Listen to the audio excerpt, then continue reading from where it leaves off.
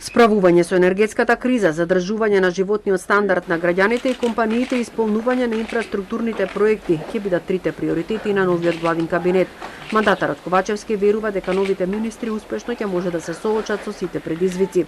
Од својот тим очекува целосна посветеност и одговорност во работењето.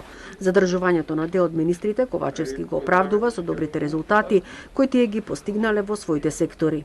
Во однос на министри кои што ротираат, не се работи за тоа дека сум незадоволен од нивните перформанси, туку напротив сметам дека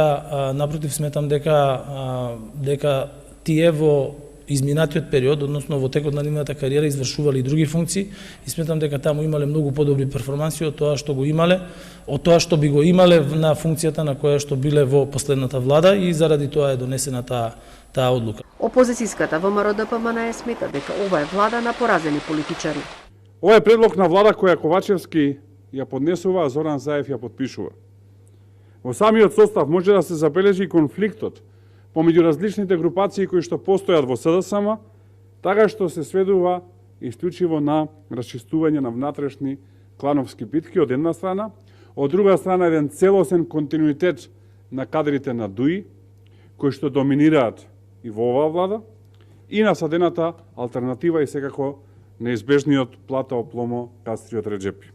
Седницата за избор на новата влада планирано е да се одржи викендов. Расправата трае 2 дена. Славица Грковска ќе биде вице-премиер за борба против корупцијата.